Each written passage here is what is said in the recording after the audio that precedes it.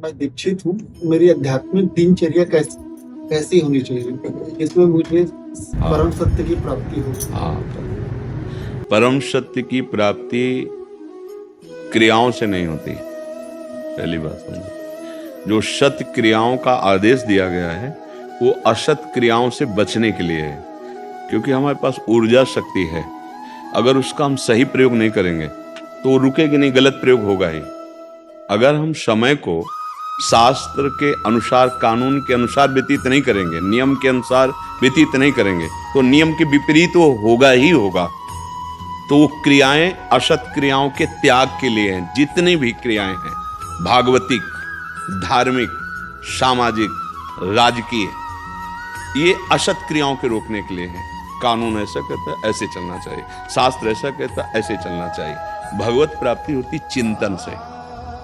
जैसे चिंतन वासनात्मक चल रहा है, गलत चल रहा है, शरीर भाव से भोगों में विचरण, कभी भगवत प्राप्ति नहीं हो सकती। बात समझ रहे हैं? आपका चिंतन भागवतिक चल रहा है सुबह से लेके रात्रि तक, और आप मरीज की सेवा कर रहे हैं, आप समाज की सेवा कर रहे हैं, आप राष्ट्र की सेवा कर रहे हैं, आप एक किसान हैं, आप एक व्यापारी हैं, आपको निश्चित भगवत प्राप्ति होगी, क्योंकि आपका चिंतन प्रभु से जुड़ा हुआ है। भगवत प्राप्ति सिर्फ चिंतन से होती, सिर्फ चिंतन से।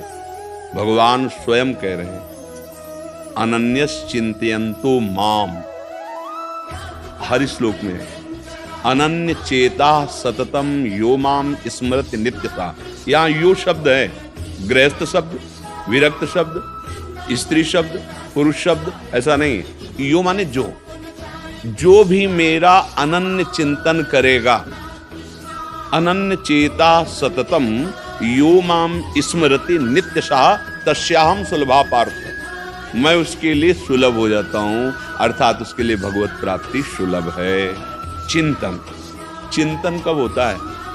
जहां हमारी प्रियता होती है वहां चिंतन होता है। जो हमें प्यारा लगता है उसका चिंतन होता है। जो भोग प्यारा लगता है, जो व्यक्ति प्यारा लगता है, जो हमें पदार्थ प्यारा लगता है, जो हमें स्थान प्यारा लगता है, इसी में जाता है हमारा अधिक चिंतन। प्रियता पूर्वक इसी में जाता है। जो वस्तु, व्यक्ति, स्थान हमें प्यारा लगता है, देखो शरीर प्यारा लगता है तो शरीर के संबंधी प्यारे लगते हैं। अभी सूचना आ जाए 5 लोग एक्सीडेंट में मर गए, आपको कोई फर्क नहीं पड़ेगा। और अभी आ जाए कि आपके मौसिया उसमें थे, दूर का संबंध, अच्छा, अब पूरी चित्तवृत्ति घसीट जाएगी।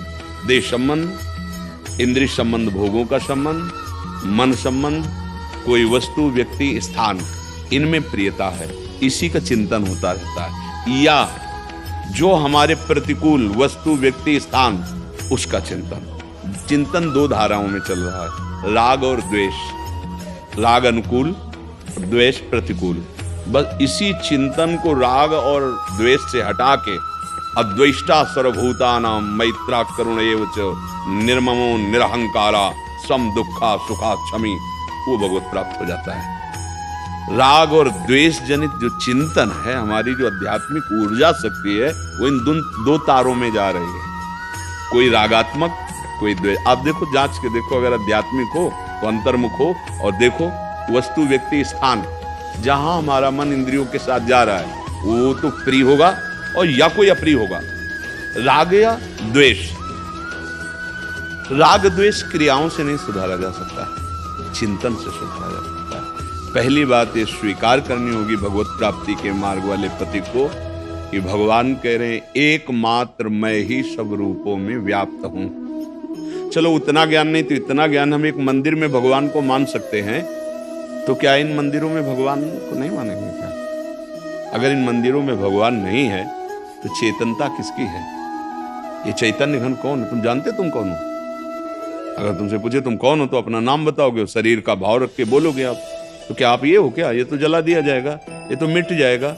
आप मिटने वाले नहीं हैं, आप अमिट, अविनाशी, दुख रहित, चाह रहित, सच्चिदानंद प्रभु का स्वरूप है आप। अब वो ज्ञान अगर नहीं है तो बात मान तो लो ना। भगवान कह रहे मत्ता परतरम नान्यत किंचित अस्ति धनंजय, मेरे सिवा कुछ नहीं है। ब्रह्मा जी को उपदेश किया कि तुम मेरी माया की सृष्टि में जा रहे हो रचने लिए, तो ये ध्यान रखना मैं ही मैं हूं, मेरे सिवा और कुछ नहीं है। मैं ही रचना करने वाला हूं, मैं ही जो रचना की गई वो भी मैं ही हूं। मैं पालन करने वाला हूं, मैं ही जो पालन किया जा रहा है जिसका, वो भी मैं हूं। मैं ही विनाश हूं और जिसका विनाश किया जा रहा है वो भी मैं हूं। मैं के सिवा कुछ नहीं है और वो मैं हूं। बात समझ रहे ना? जब तक सिद्धांत नहीं समझेंगे तब तक भगवत प्राप्ति का कैसे भाव बनेगा? तो अब हमारी जहां वृत्ति जाए, चाहे राग से या द्वेष से, यदि हमारा ये भाव है कि ये मेरे प्रभु हैं, तो राग द्वेष का प्रभाव मिट जाएगा। अब सतत नाम मंत्र जो गुरु ने दिया है, कहीं ना कहीं तो जुड़ता है अध्यात्म का प्रतीक। सब नाम बराबर महिमा वाले हैं, सब भगवत प्राप्ति कराने में समर्थ है। प्रेम का रसास्वादन अलग अलग है, कोई निराकार, कोई साकार, कोई राम, कोई कृष्ण, कोई अमुक अमुक अमुक। भगवान के अनंत नाम, हरि लीला और हरि नाम, हरि रूप अनंत है। वो नाम निरंतर जपने का प्रयास करना, जहां जहां मन जाए वहां वहां प्रभु को देखना। जब सृष्टि नहीं थी तब केवल प्रभु थे, जब सृष्टि नहीं रहेगी तब भी प्रभु रहेंगे। तो बीच में जो कुछ है वो प्रभु ही प्रभु है। अव्यक्तादीनि भूतानि व्यक्त मध्यानि भारत, अव्यक्त निधनान्येव तत्र का परिदेवना। ये जो बीच में हम राग द्वेष कर रहे हैं, अच्छा बुरा मान रहे हैं, मेरी माया जनित मलिन बुद्धि का लक्षण है। वस्तुतः प्रभु ही। भगवत प्राप्ति की बात कर रहे हैं, व्यवहार की नहीं कर रहे हैं। अब हमारा जब चिंतन अखंड होने लगा तो हम वही थे, वही रहेंगे, ये अनुभव हो जाता है। कोई नई बात नहीं होती। जो हमारा स्वरूप है ना, वो परमात्मा स्वरूप है। कई बार समझाया, जैसे समुद्र में तरंग नाम वायु विकार का, अगर वायु विकार ना हो तो शांत समुद्र ही है, वायु विकार हुआ तो उसे तरंग कहते हैं।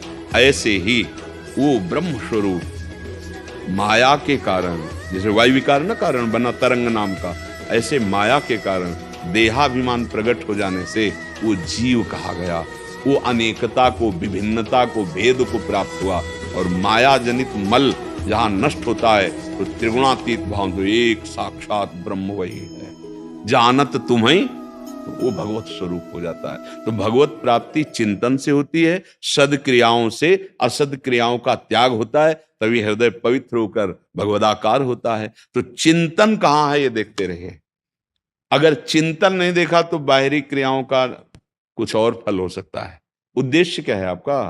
क्रिया तो भागवतिक है, चिंतन क्या है? अब क्रिया एक सांसारिक है, वो कोई अधिकारी है, वो कोई किसान है, कोई व्यापारी है, या कोई राजकीय विभाग में, या कोई प्राइवेट किसी भी विभाग में कार्य कर रहा है, बड़ी जिम्मेवारी से काम कर रहा है।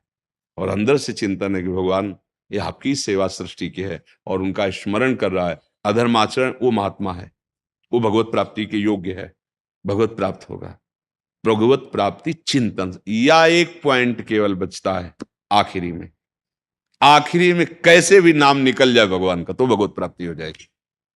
वो आखिरी का चांस है, पर वो तो बहुत मुश्किल होता है। जब जीवन भर अभ्यास संसार के चिंतन का भोगो किया तो आखिरी में वही चिंतन आएगा, वो प्रभु का। अचानक कोई ऐसी घटना घट जाती है, जैसे अजामिल के मुख से निकल गया नारायण नाम, बात उसकी बन गई। वो कोई बिरला ऐसा साधु कृपा, भगवत कृपा से, नहीं तो जीवन भर जिसका अभ्यास किया जाता है परिणाम वही होता है।